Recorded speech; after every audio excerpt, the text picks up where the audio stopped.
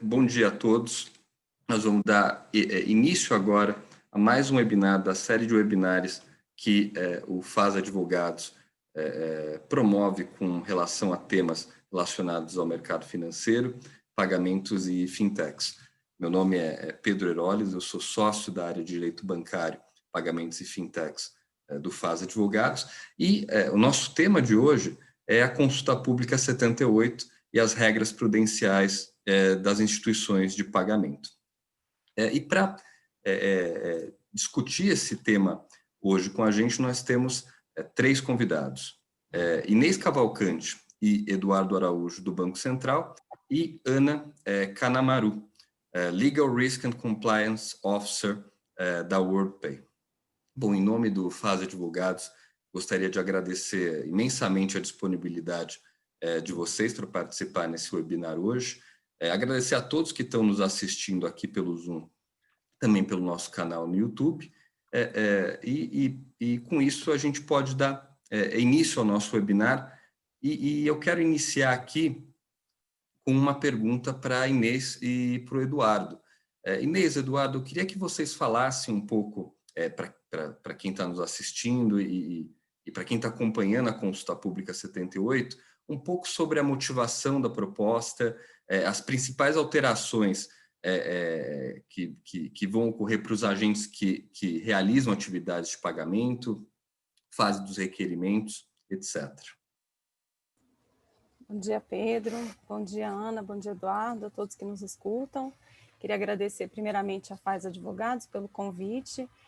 Quando a gente coloca uma proposta de regulação em consulta pública, é sempre bom ter esses espaços para a gente comentar a norma, porque a gente entende que a participação do mercado ajuda no aprimoramento das propostas, e por isso a gente coloca em consulta pública.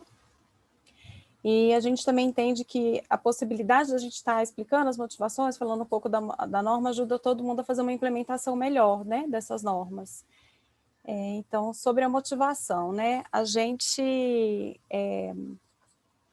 quando tem um tempo que a gente já está estudando esse normativo, a gente já vinha também sendo um pouco provocado pelo mercado, especialmente pelas instituições financeiras de porte menor, que também atuam nesse mercado de pagamentos, por conta dessa diferença que há hoje em termos de regulação prudencial para quem presta serviços de pagamento, né? Então, se você é uma instituição de pagamento que só faz isso e está classificada, autorizada pelo Banco Central como instituição de pagamento, você tem todo um arcabouço bastante simplificado, que ele foi criado lá em 2013, né, quando foi aprovada a lei que trouxe ao Banco Central a responsabilidade por regular esse setor.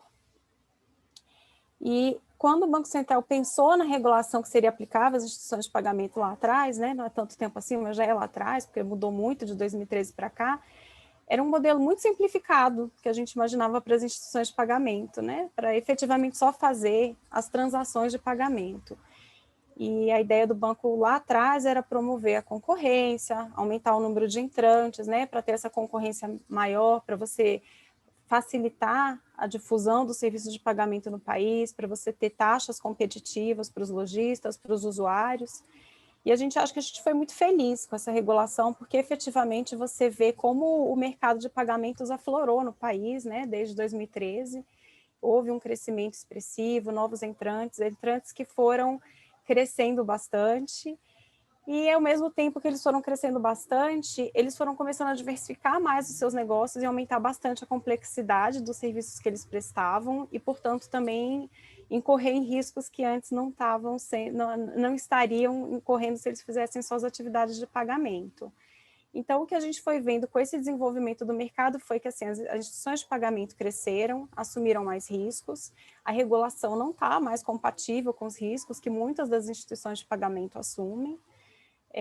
A gente foi percebendo que o requerimento de capital, ele efetivamente estava subdimensionado tanto para as atividades de pagamento, tanto para as outras atividades que elas estão fazendo e que não tem nem o requerimento atualmente. E, ao mesmo tempo, a gente via que, para o lado, por exemplo, das instituições financeiras que fazem serviço de pagamento, era uma regulação mais pesada, mais carregada, né? Com mais exigências.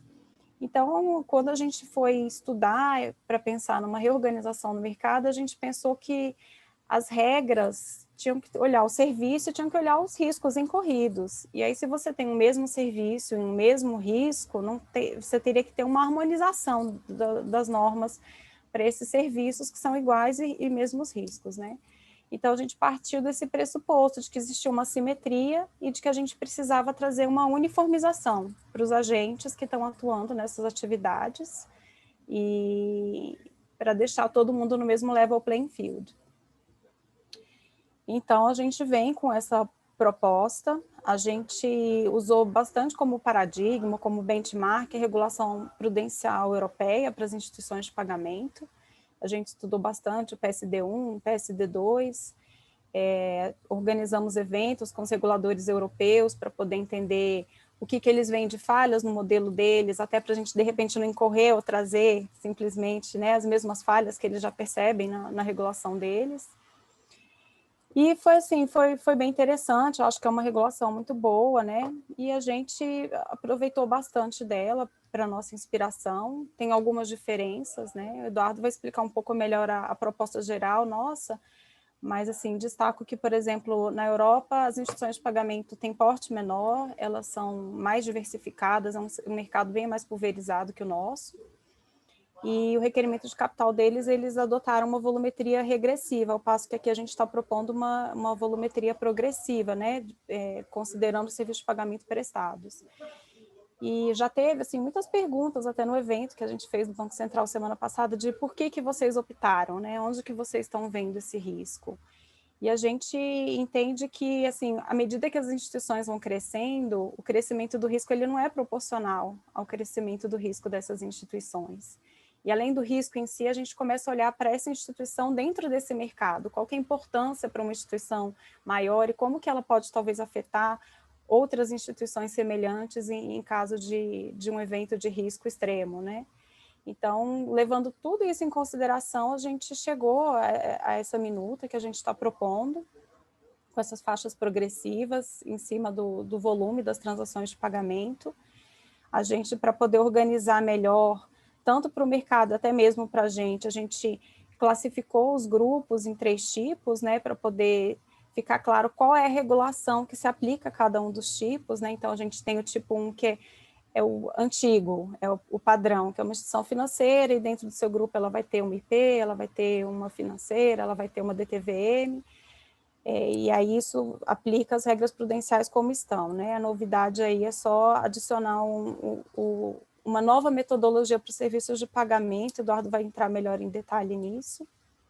A gente tem o tipo 2, que seriam as instituições de pagamento individuais, ou um conglomerado que tenha só instituições de pagamento. Ela não tem nenhum ente dentro do seu conglomerado, do seu grupo, que seja regulado pelo Conselho Monetário Nacional.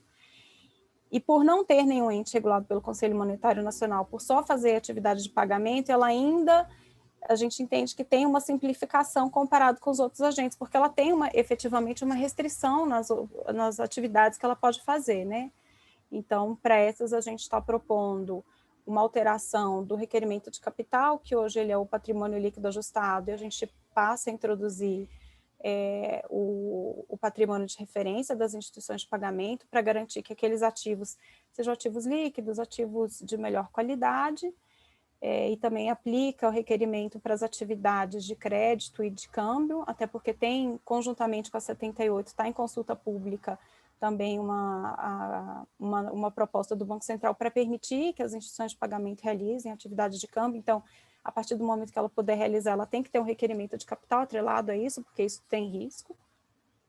E as instituições do tipo 3, que são esses conglomerados que eles podem fazer a mesma coisa que um conglomerado tipo 1 pode, mas em termos de organização societária, eles são diferentes, porque eles são liderados por uma instituição de pagamento com instituições financeiras reguladas pelo Conselho Monetário Nacional abaixo deles. Mas, assim, se você olha o tipo 1 e o tipo 3, na prática, eles, em termos de atividade financeira, eles estão podendo fazer exatamente as mesmas coisas e, portanto, incorrendo nos mesmos riscos. E daí a ideia é equalizar a aplicação da norma para esses 2 grupos, e o tipo 2 fica separado, com uma regulação um pouco mais simplificada, apesar dela estar sendo robustecida. Vou passar para o Eduardo, a partir dos 3 grupos, e vai explicar um pouquinho melhor o que se aplica para cada um deles. Bom dia a todos, bom dia Inês, bom dia Pedro, bom dia Ana. Agradeço a presença de todos, a oportunidade de compartilhar um pouco mais da visão da Consulta Pública 78, agradeço a oportunidade a FAZ Advogados. Eu gostaria de destacar, nessa minha breve introdução, alguns pontos essenciais de um overview desse regime do modelo de pagamentos. Como a Inês mencionou, a gente tem o modelo regulamentado, ele é relativamente novo, ele foi regulamentado, a lei foi de 2013, a primeira regulação de 2013, as primeiras instituições autorizadas em 2016. Nesse meio tempo, a gente teve, o Banco Central editou a regulação das fintechs de crédito, que eram novas instituições também atuando no mercado, principalmente as SCDs e as CEPs, e principalmente a partir da edição da regulamentação também das fintechs de crédito, como a Inês mencionou, abriu um leque ainda maior de interação dos agentes dentro do sistema financeiro e dentro do sistema de pagamentos. Hoje nós vemos vários grupos econômicos que não se limitam a realizar única e exclusivamente atividades de pagamentos, agregando serviço ao cliente, trazendo maiores benefícios, maior competitividade. E esse projeto que resultou na Consulta Pública 78, e eu brinco com a Inês que ainda está bem no começo, porque agora que vem toda as sugestões, as demandas, eventual ineficiência e todo um processo de avaliação externa e de contar com a colaboração da sociedade para contribuir nesse projeto. Esse foi um projeto no Banco Central que demandou bastante análise. Ele contou com o trabalho da área de regulação, a qual eu e Inês participamos. Ele contou com a área de supervisão, que tem uma expertise maior em contato com as instituições no dia a dia. Ele também contou com a área de competitividade do Banco Central, que estava bastante preocupada em inserir maiores oportunidades para a entrada de novos agentes no mercado financeiro, no mercado de pagamentos. E contou com diversas áreas. A área legal do Banco Central trouxe várias evidenciações importantes. E, assim, quando a gente começou a tocar nesse projeto, um ponto que ficou bem relevante, assim, à luz até da própria legislação, a regulação que teria que ser proposta, ela teria que ser compatível com o modelo de negócio das instituições de pagamento. O modelo de negócios, ele é um modelo novo, ele é um modelo que não se encaixa na regulação tradicional que a gente tem aqui no Brasil, inspirado em Basileia II, e ele é um modelo que se aplica não só para as instituições de pagamento. Hoje a gente tem um mercado que ele é aberto para vários agentes. Semana passada nós tivemos autorização para corretores e distribuidores de valores imobiliários também possam adentrar no mercado de pagamentos, oferecendo contas e outros instrumentos de pagamento. Então, a gente tem um mercado hoje que ele está bastante pulverizado e a ideia é que ele tenha cada vez mais novos agentes. E o desafio foi tentar integrar uma maior solidez, um robustecimento ao mercado, sem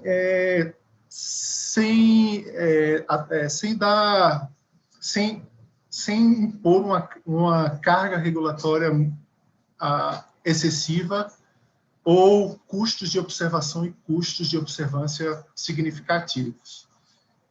E, basicamente, a proposta, a gente desenhou a proposta baseada na complexidade que os grupos econômicos, independente de quem for a estrutura societária, quais são as atividades que aquele grupo econômico ele pode exercer.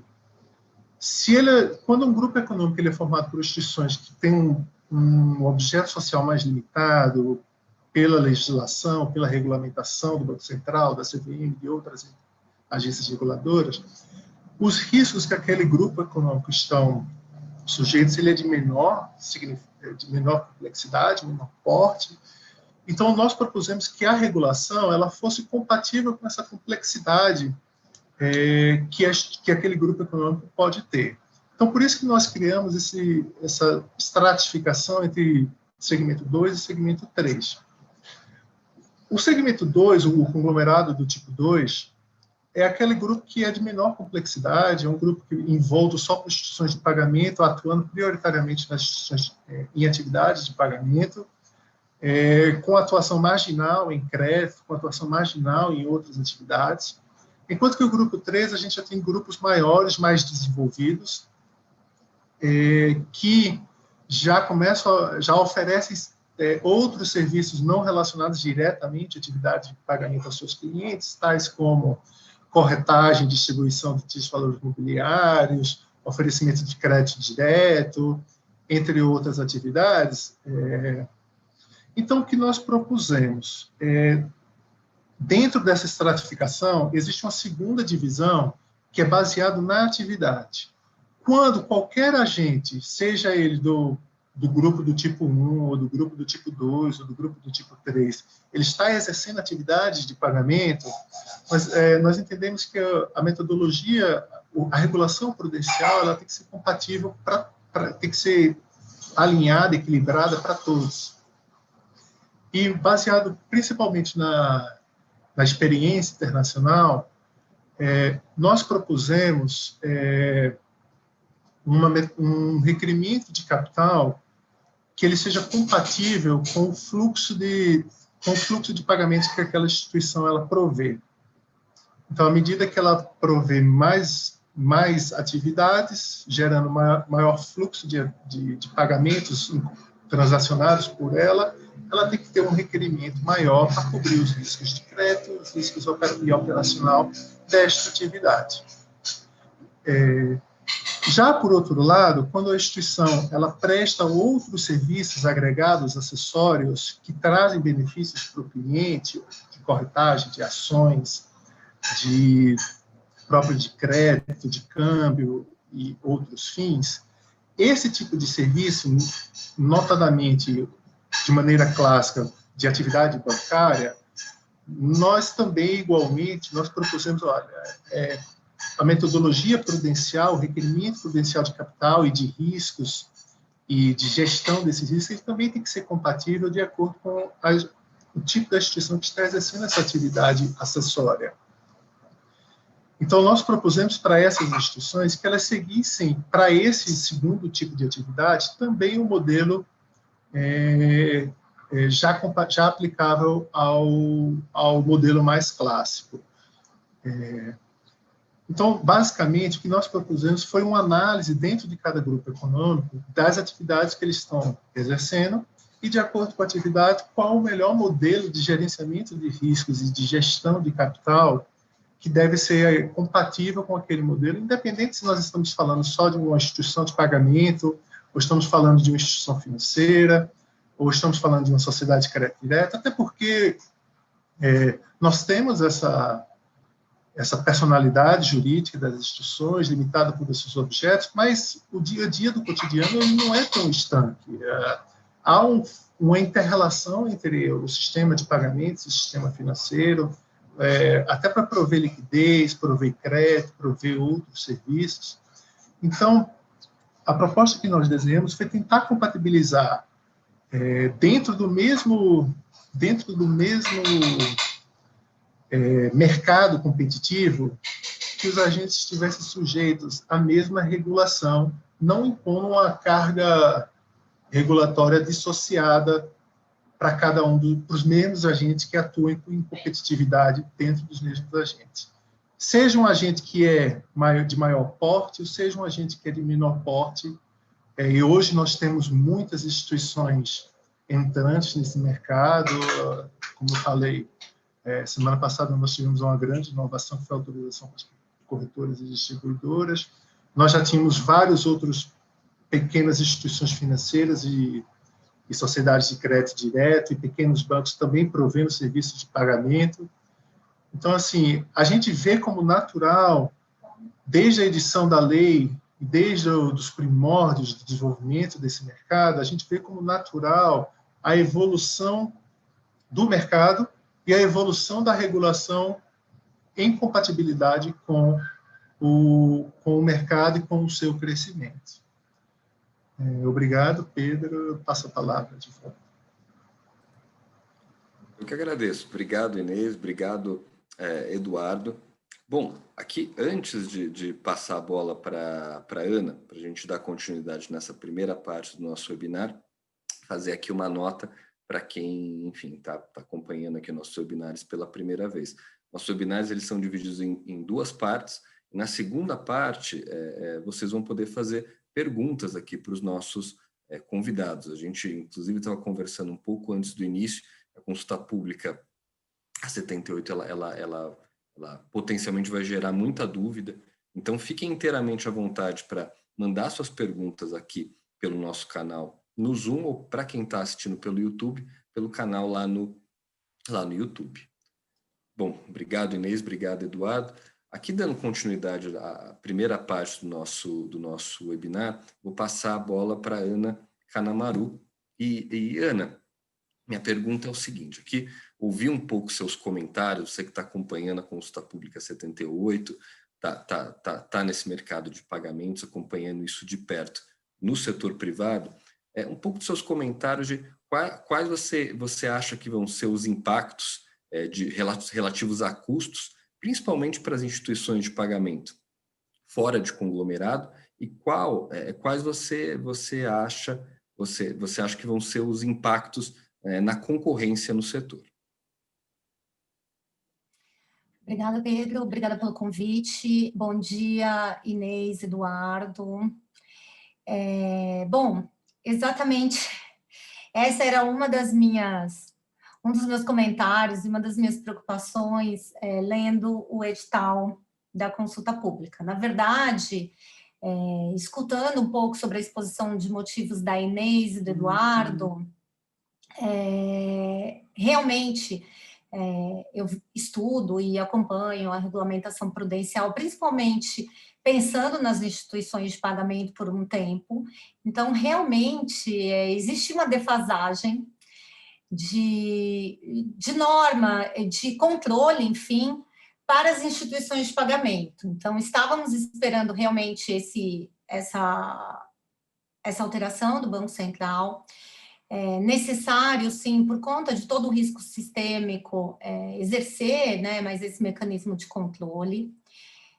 Mas quando eu vejo, e muito embora eles tenham separado em tipo 1, tipo 2, tipo 3, os conglomerados, tipo 1 e 3, conglomerados assim, que são maiores e precisavam ser equalizados, fizeram a diferença em relação ao tipo 2, né? Só para lembrar, o tipo 2 seria um conglomerado, né? Lembrar o pessoal que está aqui, o tipo 2 seria um conglomerado cuja instituição de pagamento seria a principal instituição desse conglomerado e não teria instituição financeira nesse conglomerado econômico.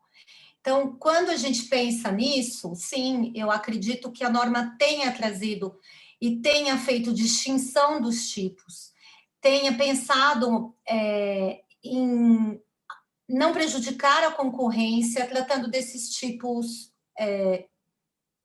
para o conglomerado e para a aplicação da norma. Minha única cautela diz respeito às instituições de pagamento que não fazem parte de nenhum conglomerado prudencial. E, nesse momento, essas instituições de pagamento, elas também devem seguir a norma dos artigos 3º a 12º, se não me engano, tendo o patrimônio de referência, aplicando o fator multiplicador para as outras atividades econômicas exercidas. E nós sabemos que muitas dessas novas entrantes no mercado são fintechs. E isso acaba sendo já um custo superior para essas fintechs. Então, isso me preocupa em termos de concorrência, se não estaria não permitindo que novas fintechs, novas inovações entrem no mercado. E aí, nesse quesito, me preocupa ainda mais no que diz respeito às credenciadoras. E por que eu digo isso, né? Porque as credenciadoras, que não emitem, por exemplo, moeda eletrônica, que não sejam iniciadoras de pagamentos, que sejam credenciadoras simples, puras, elas têm por objeto processar o pagamento. Elas não chegam a tocar no valor da transação, né? Tudo é feito via CIP, a Câmara Interbancária de Pagamentos, existe a necessidade de segregação de contas. Então, a minha questão sobre a concentração é essa: se não haveria, o Banco Central foi, com excelência, conseguiu pulverizar esse mercado. Eu venho de um mercado e trabalhei num mercado onde nós tínhamos só a VisaNet e a Redcard como credenciadora. E hoje, vendo toda essa evolução, o Banco Central conseguiu pulverizar esse mercado, conseguiu pulverizar o mercado rapidamente e, obviamente, tem que exercer mecanismos de controles, tem que prezar pelo risco sistêmico. Mas a minha pergunta e a minha preocupação é essa: se não vai enfatizar a concorrência no que diz respeito aos maiores e prejudicar novos entrantes, principalmente no que tange as credenciadoras, nessa entrada.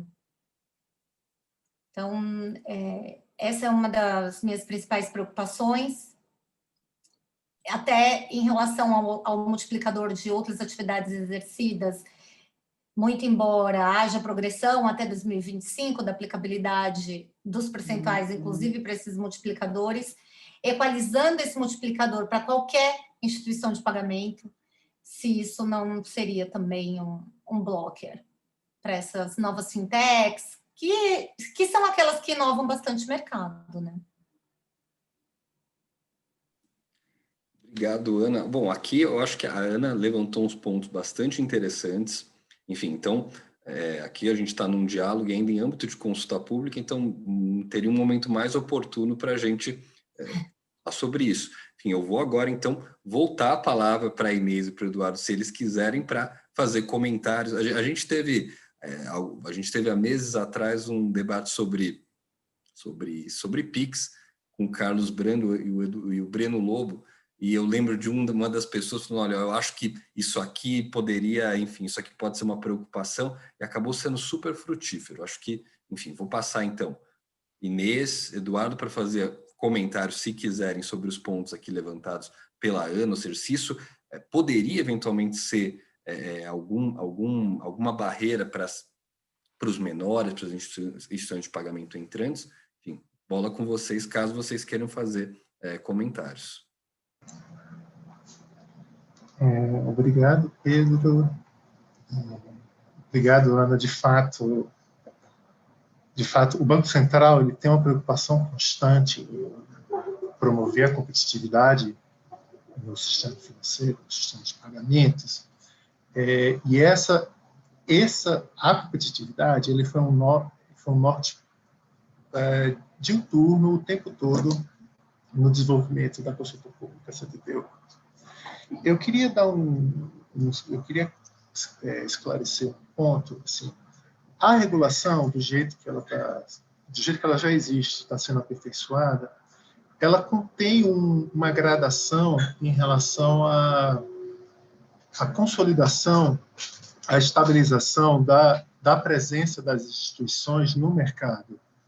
O que é que eu quero dizer com isso?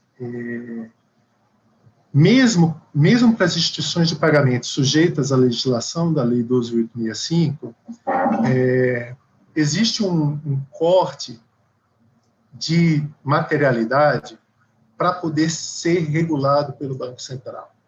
Então, o Banco Central ele criou uma primeira estratificação justamente para as instituições que estão iniciando no mercado, novos entrantes, estão querendo desenvolver novas propostas de modelos de negócio, que eles não estão sujeitas à autorização e supervisão do Banco Central nesse momento inicial, numa visão de liberdade econômica e de oportunidade de empreendedorismo, que nós, no vulgar do dia a dia, nós chamamos da nota de corte da linha d'água de até 500 milhões de transações, a média mensal de até 500 milhões nos últimos 12 meses. E essa preocupação também foi estendida quando a gente vem desenvolver a regulação para as reguladas. Como a Ana bem resumiu, a gente tem uma proposta de menor carga regulatória para as instituições que são menos complexas, que a gente chama de individuais e conglomerados do tipo 2, que ela é também menos, que ela é uma carga regulatória de fácil implementação, baseada em critérios contábeis, que não tem um custo de observância muito alto, e de fácil acompanhamento. Inclusive, essa carga regulatória ela já é aplicada para as instituições financeiras de menor complexidade, principalmente cooperativas e algumas sociedades de crédito, financiamento e investimento, as SCFI, no que a gente chama do segmento S5. Esse segmento, o seu requerimento, ele é apurável pela instituição, mas também ele é apurável pelo Banco Central, a partir de critérios contábeis. Então, o desenvolvimento da consulta pública 78 tem e permanece esse norte da competitividade no desenho da estrutura. E o que a gente vê respondendo bem sucintamente na pergunta da Ana? A gente entende que mesmo as instituições entrantes de pagamentos, as novas instituições entrantes, a gente entende que com a segmentação entre atividades de pagamento e outras, nós não enxergamos um maior requerimento, gestão de risco, no quesito da parte de pagamentos, dado que a volumetria progressiva que a Inês comentou, ela também foi desenhada pensando na competitividade, dividindo esse mercado entre as entrantes, as consolidadas e as sistemicamente relevantes para o mercado, ou como a gente chama de pequenas, médias e grandes. E no quesito a outras atividades que aquele grupo pode exercer, nós entendemos que a metodologia simplificada proposta, ela é compatível com os riscos e ela também vai ser objeto de aperfeiçoamento ao longo desses próximos anos, justamente para compatibilizar eventuais inovações nessas outras atividades com o risco que ele possa surgir. Nesse, gostaria de complementar algum ponto? Não, acho que você falou tudo, Eduardo. Assim, é isso, né? A gente continua tendo aquela divisória entre os regulados e os não regulados, assim, o abaixo da linha que a gente chama, você continua tendo esse espaço para inovação, para o desenvolvimento desses agentes. À medida que eles vão ganhando corpo e vão atingindo esses volumes, eles passam a seguir essa regulação. E no caso aí, você pegar, por exemplo, uma empresa que faça só credenciamento, não está fazendo adiantamento, negociando título, nem nada disso, ela vai estar sujeita a um volume muito parecido, aliás, com o que ela já está sujeita hoje, para as atividades que ela faz, porque se ela for pequena, ela vai ficar ali naquela faixa dos 2,5% em cima do volume. E à medida que ela vai crescendo, você vai aumentando em cima, no mesmo sistema de faixa de imposto de renda, você vai aumentando o percentual em cima das transações à medida que ela cresce. Então, a gente, quando fez esse desenho, foi justamente pensando em como não penalizar demais os novos entrantes, os pequenos, para que eles possam ganhando corpo e experiência para crescer. Isso, como o Eduardo falou, assim, a questão da concorrência, da competição, ela teve o tempo inteiro como norte, né, do que a gente estava imaginando para organizar o segmento. A gente realmente espera que, se a nossa proposta for feliz como foi em 2013, que a gente não vai prejudicar a concorrência. Eu só vou pedir a bola de volta aqui para fazer um último adendo. Uma preocupação que a gente tem é que assim, a gente não está vendo só novos entrantes como instituição de pagamento. A gente tem novos entrantes em todos os tipos de instituições. A gente tem as fintechs de crédito que estão se expandindo e também provendo serviços de pagamento. E a gente tem também, quando a gente fala bancos, a primeira imagem que vem à cabeça é a presença dos maiores bancos do país. Mas a gente também tem várias instituições de menor porte e de menor capacidade de competitividade, de queimar a caixa, etc., também estão entrando nesse mercado. Então, a gente tinha, como a Inês e eu mencionamos, a competitividade e não onerar os novos entrantes, ele foi um vetor primordial, não só para as instituições de pagamento que já estão entrando, mas também todas as outras instituições, todos os outros tipos de instituição que estão concorrendo nesse mercado. A gente tem, o Banco Central tem diversos pleitos de pedido de autorização de todo tipo de instituição querendo entrar no mercado, e a nossa preocupação era não onerar não onerar um determinado segmento específico ou outro segmento que atuassem no mesmo mercado. Então, o desenho da proposta a gente entende como com essa suavidade adequada. Obrigado, Ana. Obrigado, Inês. Obrigado, Ana. Obrigado, Inês. Obrigado, Eduardo. Bom, eu acho que, terminadas aqui as falas dos três, a gente pode seguir para a segunda parte do nosso webinar, que é o Q&A. A gente recebeu uma pergunta aqui bastante interessante, que é a seguinte, eu vou resumir aqui, porque veio um pouco longa, veio com a redação da norma, etc. Mas que é o seguinte, considerando a definição tanto aberta de controle do conglomerado previsto ali na resolução 4280, onde a gente tem, inclusive, a previsão de controle operacional efetivo, atuação sob a mesma marca, se vocês vislumbram a possibilidade de arbitragem regulatória, principalmente entre conglomerados tipo 1 e tipo 3, ou seja, você ter ali algum movimento com relação a isso para você ter uma regulamentação mais favorável. Bom, Inês, Eduardo? Assim, a 4280 ela já está bem consolidada, né? E a gente, essa definição, se a empresa por si só não define-se como um conglomerado, cabe ao Banco Central fazer análise de caso a caso para poder definir se é ou não. Né, a gente teve a gente fez um evento semana passada e teve um grupo que falou assim, mas no meu caso, não sei se é controle, mas quando você vai olhar, tem a mesma diretoria, tem o mesmo sistema de gerenciamento de riscos. Então, assim, você tem vários fatores que você, como Banco Central, num processo de fiscalização, vai conseguir olhar para ver se efetivamente é o mesmo grupo ou não, nesse caso que pode até não ter esse controle direto, mas esses outros controles via compartilhamento, né? Então, assim, a gente já tem bastante expertise nisso, eu, assim, não acredito que vá criar uma brecha para você ter uma arbitragem. E são vários fatores que a nossa área de fiscalização olha quando não tem esse controle direto acionário, né? Então, assim, tem gente que acha que não tem, mas quando não tem o controle direto, mas assim, quando você vai olhar o mesmo sistema de gerenciamento, metade da diretoria de um também é da diretoria do outro. Então, assim, são vários fatores que já fazem parte da expertise do Banco Central estar analisando para definir essa questão do conglomerado, da formação do conglomerado.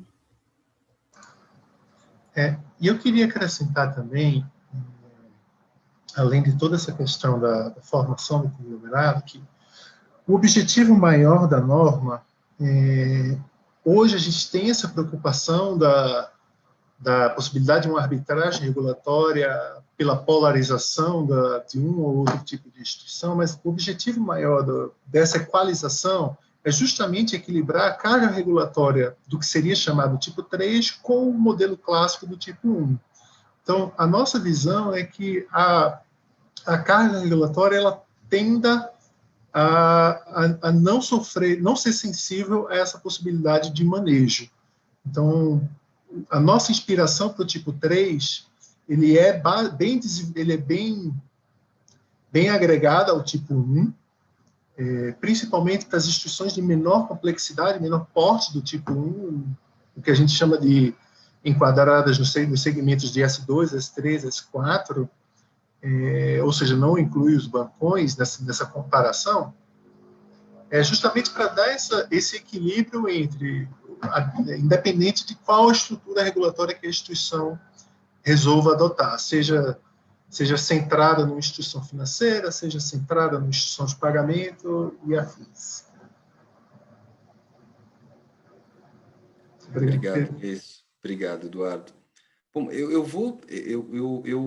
eu tinha conversado um pouco com vocês antes, eu sabia que a Ana tinha algumas perguntas, aproveitar que a oportunidade de ter vocês aqui no nosso webinar para fazer algumas perguntas. Ana, eu não sei se foram sanadas na primeira parte, se você tem mais algum ponto que você queria colocar aqui para a gente discutir, fique inteiramente à vontade.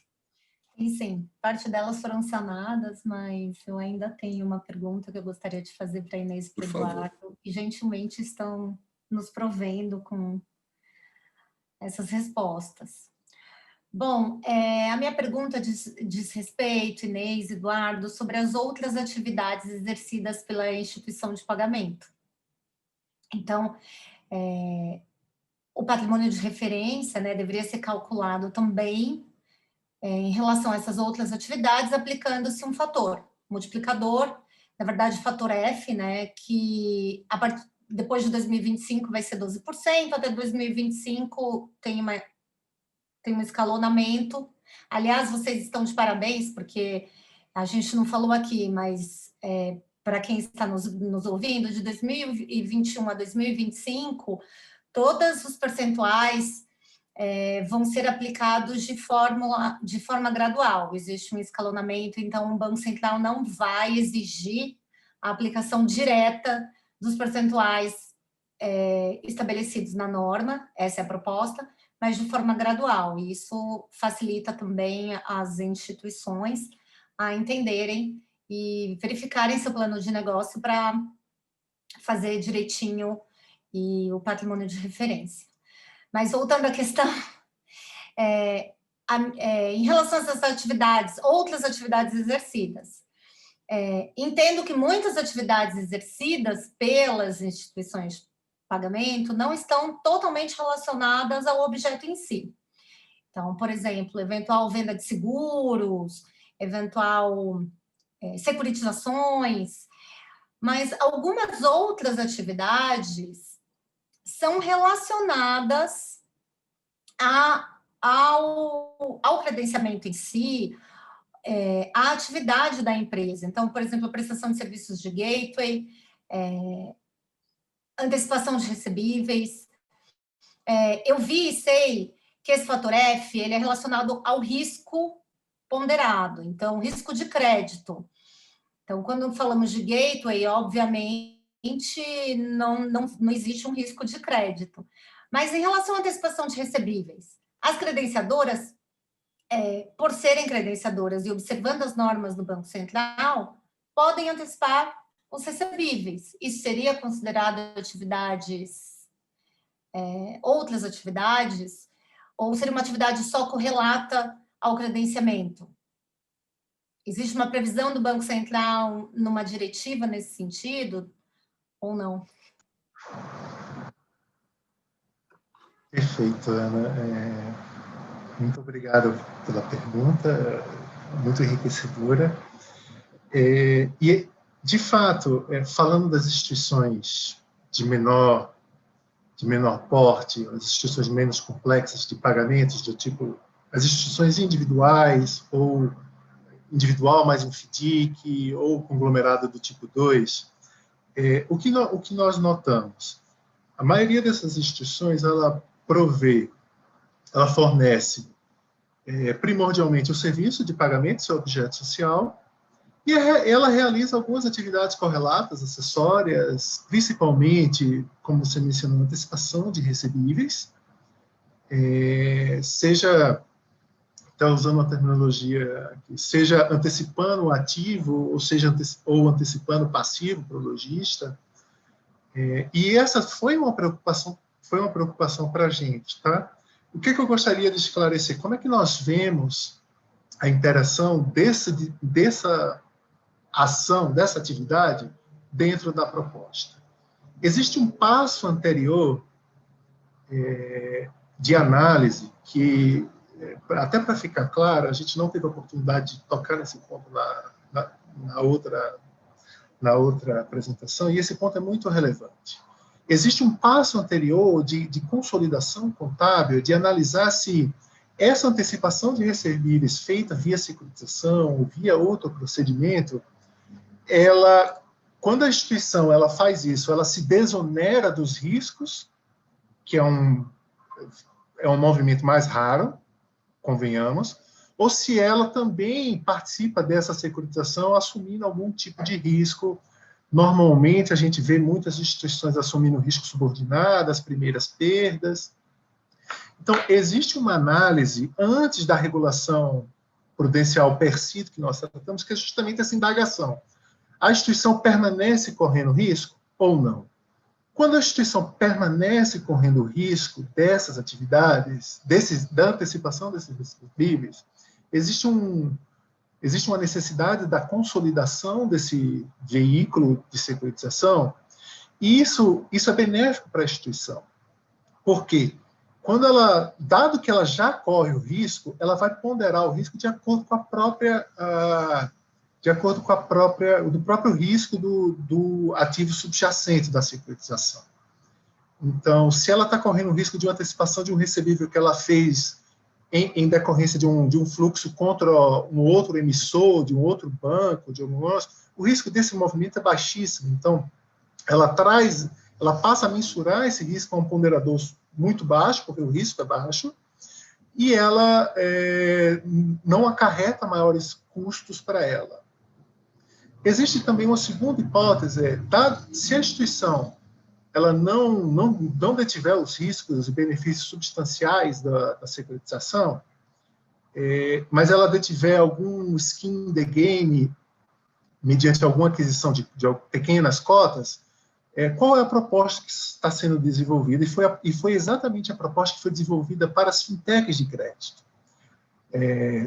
Em conjunto com o mercado, aquela oportunidade, nessas situações em que a instituição ela não incorre substancialmente o risco, mas ela tem só uma pequena securitização ali de alguns ativos que ela conhece pouco dos ativos ou não está tão transparente quais são os ativos, a proposta que foi desenvolvida as fintechs e está sendo aqui trazida é para ela separar o capital equivalente dessa exposição. Então, se ela tem R$100 de securitização desse tipo, ela guardaria R$100 do seu capital para correr os riscos dessa securitização.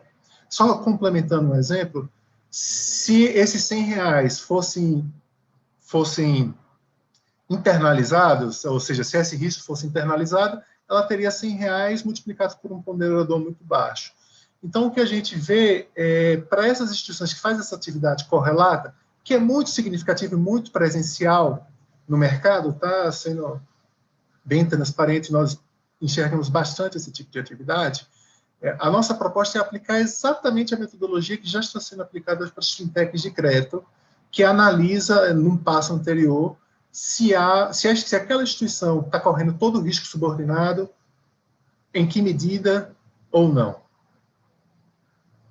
E só um detalhe, sim, nós propusemos os fatores graduais de implementação no mercado até 2025, até para não causar qualquer choque no mercado e dar tempo para as instituições se planejarem, até porque a questão da antecipação de recebíveis leva um tempo para se desenvolver, para maturar. Mas para a nossa felicidade, assim, para nossa tranquilidade, o sistema ele é bem robusto, bem sólido, e mesmo se a gente implementasse em D0 toda a regulamentação, a grande maioria das instituições participantes do mercado tem capital suficiente, estão bem consolidadas, e isso evidencia o trabalho do Banco Central e o trabalho das instituições de fornecer um serviço responsável e adequado para o cliente. Obrigado. Obrigado, bom, obrigado a todos. Aqui, enfim, caminhando para a gente receber uma série de perguntas aqui para vocês, isso já antecipa um pouco o que vocês podem aguardar lá como comentários, a consulta pública, enfim, algo que está tendo aqui toda uma participação do mercado. Enfim, mas para a gente ficar no tempo que a gente tinha previsto aqui de cerca de 1 hora, eu vou fazer uma última pergunta, e algo até que a gente conversou um pouco antes do início do webinar, que é sobre... Vocês comentaram um pouco sobre como a consulta pública 78 a conversa com a consulta pública 79 pela abertura das instituições de pagamento para atuar no mercado de câmbio. E a pergunta é como a consulta 78 ela conversa com as consultas públicas 80 e 81.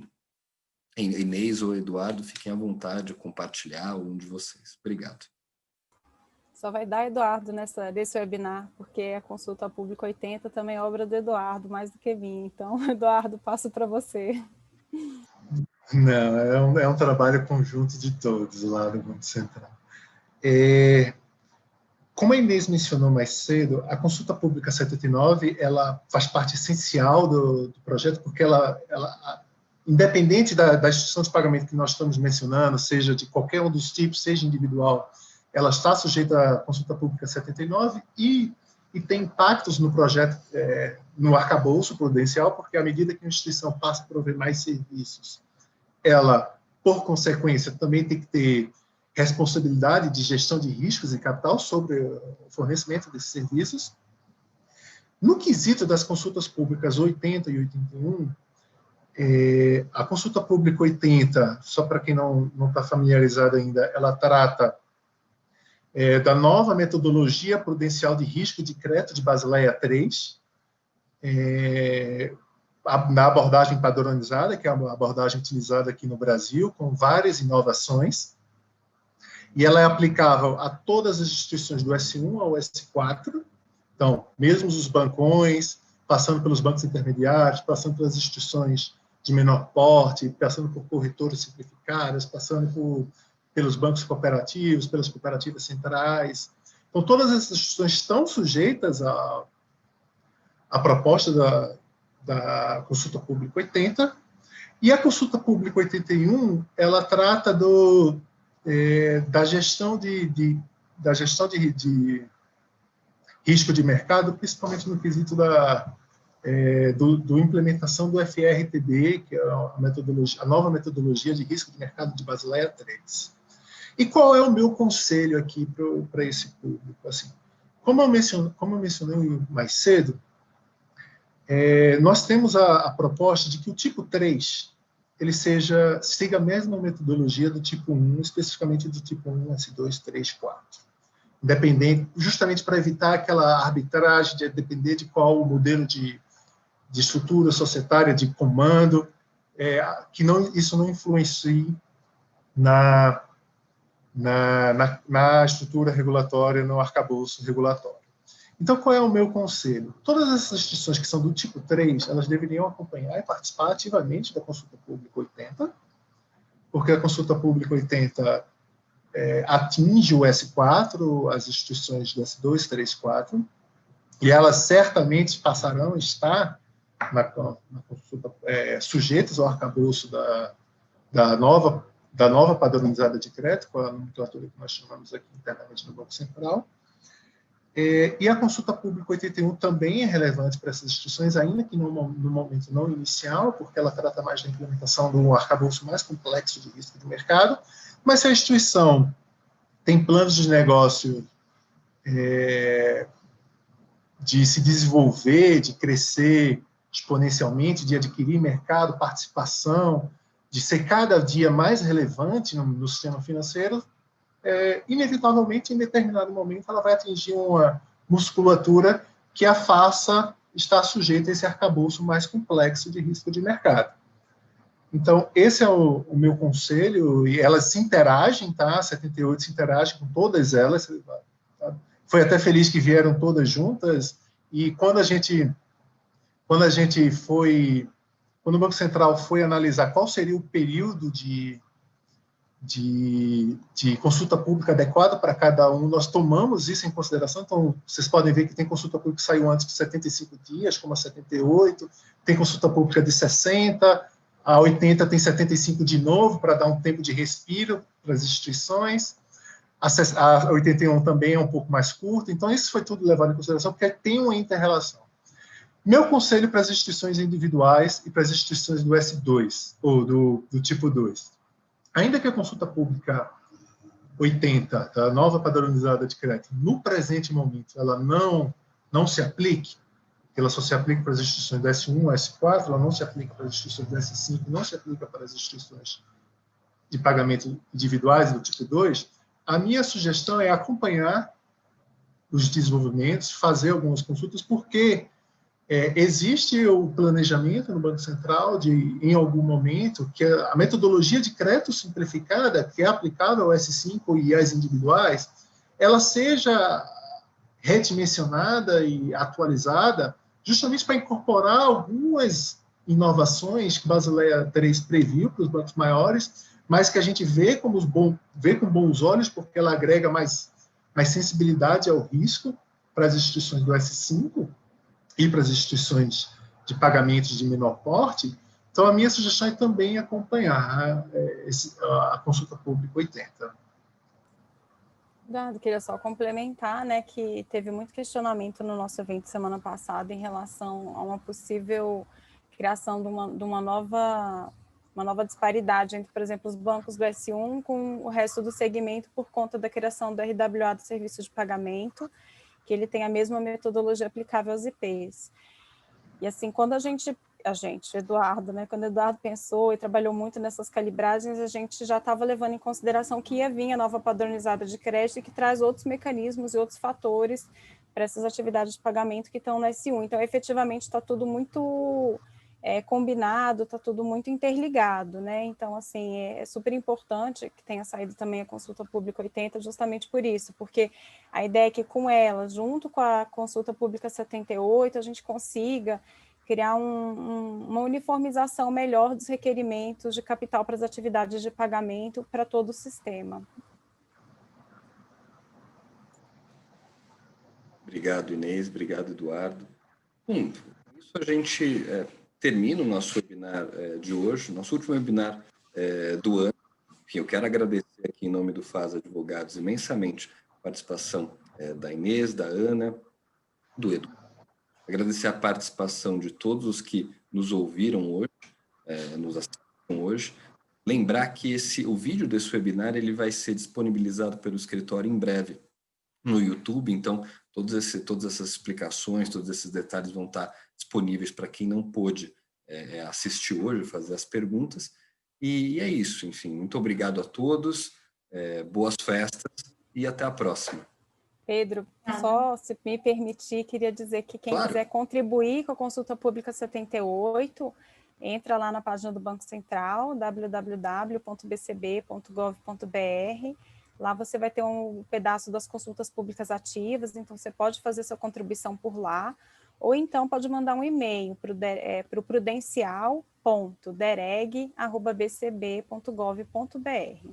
Então, todas as contribuições serão bem-vindas, serão analisadas, a gente já está recebendo bastante contribuição e dúvidas, então todos são bem-vindos a comentar. Queria agradecer à FAS pela oportunidade, desejar a todos um Feliz Natal, um ótimo Ano Novo.